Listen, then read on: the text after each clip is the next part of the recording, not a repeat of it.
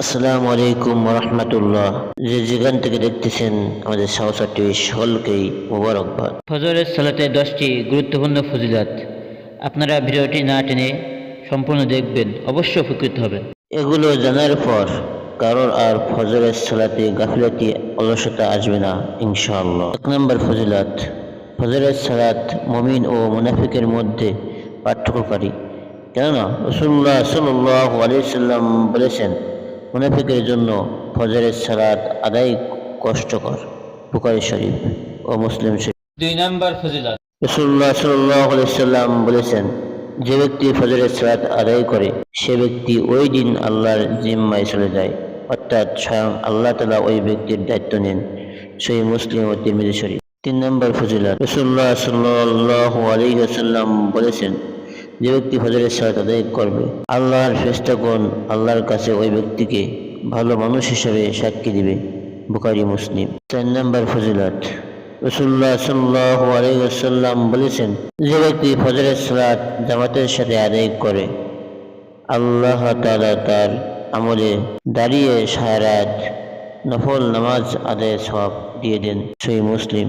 5 নম্বর ফজিলত, রাসূলুল্লাহ সাল্লাল্লাহু আলাইহি ওয়াসাল্লাম বলেছেন, যে ব্যক্তি ভোরে হেঁটে হেঁটে ফজরের সালাত আদায়ের জন্য মসজিদে প্রবেশ করবে আল্লাহ কিয়ামতের দিন তার জন্য পরিপূর্ণ আলো দান করবেন। 6 নম্বর ফজিলত, যে ব্যক্তি ফজরের সালাত আদায় করবে আল্লাহ তাকে জান্নাতের সবচেয়ে বড় নিয়ামত দান করবেন, অর্থাৎ সে আল্লাহর দিদার লাভ করবে এবং জান্নাতি ওই ব্যক্তি আল্লাহকে পূর্ণিমার রাতের আকাশের চাঁদের মতো দেখবে। বুখারী শরীফ। 7 নম্বর, যে নিয়মিত ফজরের সালাত আদায় করবে সে কখনোই জাহান্নামে প্রবেশ করবে না। সহিহ মুসলিম। 8 নম্বর ফজিলত, ফজরের সালাত আদায়কারী রাসূলুল্লাহ সাল্লাল্লাহু আলাইহি ওয়াসাল্লাম এর বরকতের দোয়া লাভ করবেন।